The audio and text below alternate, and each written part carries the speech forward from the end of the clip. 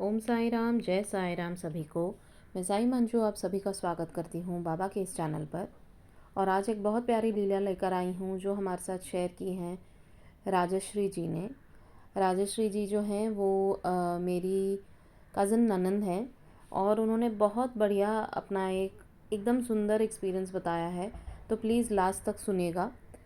तो होता ये है कि जो राजश्री दीदी हैं मेरी, उनकी हस्बैंड की तबीयत ना कुछ 6-7 साल पहले काफ़ी ख़राब हो गई थी। उनको पैरालिसिस का और हार्ट का प्रॉब्लम हो गया था थोड़ा, लेकिन बाबा की कृपा से वो ठीक हो गए। एंड मतलब बहुत लीलाएं हुई वो टाइम पर भी, लेकिन जो मेन लीला है अभी की रिसेंट वो मैं बताने जा रही हूँ, जो उन्होंने मुझसे कहा था कि मैं आप सभी के साथ शेयर करूँ। तो उनका पैरालिसिस ठीक हो गया, तो इन्होंने कहा था कि बाबा मुझे इनको साथ लेकर आपकी शिरडी आना है। तो लेकिन फिर बीच में कोरोना हो गया एंड बहुत सारी बातें। एंड इनका जैसे जब बुलावा होता है तब होता है, हम सभी जानते हैं बाबा के टाइमिंग परफेक्ट होते हैं। तो इनका भी बुलावा नहीं आ रहा, तो ये बहुत मतलब बाबा से लड़ती थी कि बाबा आप मुझे क्यों नहीं बुला रहे हो शिरडी, क्योंकि वैसे 7 साल पहले जब वो जाती थी तो साल में 1-2 बार जाती थी हमेशा। तो अभी इतने साल हो गए तो इनका भी बहुत मन कर रहा था कि मैं जाऊं जाऊं। एंड सडनली क्या हुआ, पिछले महीने इन्होंने अपने एक रिलेटिव को फ़ोन करके बोला कि मुझे बहुत मन है जलने का, जाने का शिरडी। तो आप, क्योंकि इनको साथ में कोई चाहिए था, क्योंकि सिर्फ हस्बैंड वाइफ मतलब हस्बैंड की तबीयत इतनी अच्छी नहीं रहती है, एज एन वो ज़्यादा चल वल नहीं पाते क्योंकि उनको पैरालिसिस पहले हुआ था, इसीलिए तो बहुत कंटिन्यूस वो ज़्यादा चल नहीं पाते। तो इसलिए ट्रैवलिंग में हमेशा कोई साथ में हो तो ये प्रेफर करती हैं वैसा हो। तो क्या हुआ कि इन्होंने अपनी बहन को, दूसरी एक बहन को फ़ोन किया और उनसे और उनके हस्बैंड से बात की कि मुझे बहुत मन है जाने का शिरडी। तो इनकी जो बहन के हस्बैंड हैं उन्होंने बोला कि ठीक है, मैं ऑफ़िस में बात करता हूँ, अगर छुट्टी मिलती है तो हम लोग चलते हैं। तो सडनली इनका मतलब उनको भी ऑफिस से छुट्टी मिल गई और इनका प्लान बन गया और ये लोग शिरडी पहुंच गए। एंड इनका ना बहुत मन था कि मैं जब जाऊंगी तो बाबा को एक शॉल चढ़ाऊंगी। अब अंदर ले जाना तो कुछ अलाउड नहीं है समाधि मंदिर में, लेकिन फिर भी इन्होंने क्या किया कि ये बताई कि मैंने जो शॉल थी पर्स में अपने अंदर डाल दी थी। एंड जो चेकिंग करते हैं वो मेन यही देखते हैं कि मोबाइल वगैरह तो नहीं है। तो उनका ध्यान नहीं गया कि अंदर शॉल है, तो वो शॉल लेकर गई अंदर। और जब वो पहुंची वहाँ पर तो उन्होंने जो पंडित जी बैठते हैं वहाँ, पुजारी जी, उनको दी और उनको बोला कि ये मैं बाबा के लिए लाई हूँ। तो वो बोले कि देखिए वैसे तो अलाउड नहीं है, लेकिन ठीक है अगर आप अभी लाई हैं तो दीजिए मुझे। तो उन्होंने ली वो शॉल और बाबा की समाधि पे पूरी वो बिछा दी शॉल उनके सामने ही। और फिर वो वापस से उनको ही दे दी, मेरी दीदी को, राजश्री दीदी को। और वो इतना खुश हो गई कि मतलब बाबा ने क्या एक्सेप्ट की। एंड जब उन्होंने मुझे ये बताया तो मेरी भी आंखों में आंसू आ गए थे कि बाबा कितने प्यारे हैं। और कैसे मतलब जो 7 साल से बच्ची तड़प रही थी उनके पास आने के लिए, उन्होंने ना ही उनको बुलाया उनके हस्बैंड के साथ, लेकिन साथ में जो शॉल उन्होंने बोला था कि बोलते ना, मन्नत बोली थी कि बाबा आपको शॉल चढ़ाऊंगी, आप मुझे और इनको मतलब ये अपने पैरों पे चल के आए, ऐसा आप कीजिएगा कि हम दोनों आए आपके पास शिरडी।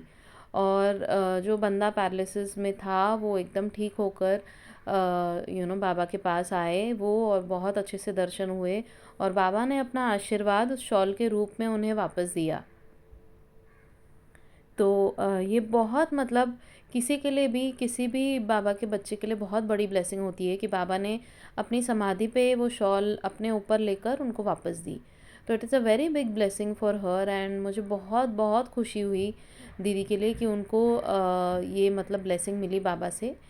एंड ऐसे ही मतलब बहुत छोटी छोटी लीलाएं होती हैं कि कैसे मतलब बाबा बोलते हैं ना, जब तुम्हारा टाइम आता है, परफेक्ट एकदम टाइम आता है, तुरंत हमारे प्लान बन जाते हैं शिरडी के, सब अपने आप अरेंजमेंट हो जाता है। बाबा जब कहते हैं ना कि तुम्हारे शिरडी आने का इंतज़ाम मैं खुद करूँगा, तो वो वाकई में हो जाता है। एंड हमें हम सोचते रह जाते हैं कि कमाल है बाबा, हम इतने टाइम से कह रहे थे कि बुलाओ बुलाओ, और अब जब बुलाया है तो मतलब इतना तुरंत कि सब एज अ मैजिक लगता है, वो मैजिकल मोमेंट्स लगते हैं बाबा के साथ। एंड वो बोली कि पहले दिन तो उन्हें थोड़ी देर खड़ा रहना पड़ा था लाइन में, तो इनके हस्बैंड को क्योंकि थोड़ा अभी भी प्रॉब्लम है, एज इन वीक रहते हैं थोड़े से, तो नेक्स्ट डे वापस उनको दर्शन करने जाना था। ये वेनेसडे पहुंचे थे, वेनेसडे दर्शन लिया, थर्सडे वापस उन्हें दर्शन करने जाना था। तो उसमें भी मतलब बाबा की कृपा रही कि इनको और इनके हस्बैंड को ज़्यादा देर बाबा ने नहीं रुकाया लाइन में, क्योंकि इनकी पहचान निकली वहाँ पर किसी के साथ। एंड वो फ़ोन करके उन्होंने रिक्वेस्ट किया, बिकॉज़ इनको प्रॉब्लम है, पेशेंट हैं, तो इनको अंदर डायरेक्ट ले लीजिए। तो इनको लाइन में खड़े होने की ज़रूरत नहीं पड़ी। सेकेंड डे पे थर्सडे को तुरंत इन्हें दर्शन हो गए। तो बाबा कैसे अपने बच्चों का ध्यान रखते हैं, उन्हें पता होता है कि कौन सा मेरा बच्चा कितनी देर तक खड़ा रह सकता है और कहाँ उन्हें हेल्प चाहिए, तो मैं तुरंत उनको अंदर ले लेता हूँ अपने मंदिर में और दर्शन दे देता हूँ। ये बहुत मतलब अगर देखा जाए तो बहुत बड़ी बड़ी ब्लेसिंग है बाबा की। लेकिन ये जो ब्लेसिंग्स होती हैं सिर्फ आप और मैं जैसे जो बाबा के बच्चे हैं ना वही समझ सकते हैं। हम और किसी को ये सब नहीं बता सकते कि उन्हें ये सब कुछ मतलब इतना इम्पोर्टेंट लगेगा नहीं। बट हम जैसे जो बाबा के बच्चे हैं, हम बाबा की एक एक छोटी छोटी ब्लेसिंग को समझते हैं कि बाबा का एक एक लीला, छोटे छोटे मिरेकल्स हमें समझ आते हैं।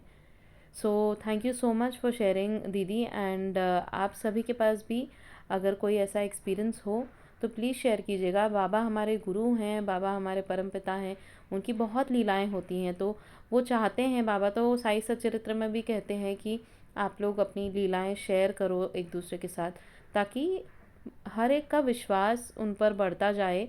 और जब विश्वास बढ़ता है तो उम्मीद भी बढ़ती जाती है, और उम्मीद के सहारे ही हम जीवन को अच्छे से गुजार सकते हैं आगे भी। तो प्लीज़ शेयर कीजिए अपनी लीलाएं भी हमारे साथ। मेरा नंबर मैं हमेशा देती हूँ यूट्यूब के डिस्क्रिप्शन बॉक्स में, वीडियो में। और बाकी फ़ेसबुक पे जो देख रहे हैं, इंस्टा पे जो देख रहे हैं, आप चैट पर मुझे बता सकते हैं। So thank you so much for listening. अगर आपको ये लीला अच्छी लगी तो प्लीज़ शेयर कीजिए सभी के साथ। एंड बाबा का नाम जपिए, बाबा हैं हमारे साथ और हमेशा रहेंगे। श्रद्धा और सबूरी रखिए। ओम साई राम, जय साई राम।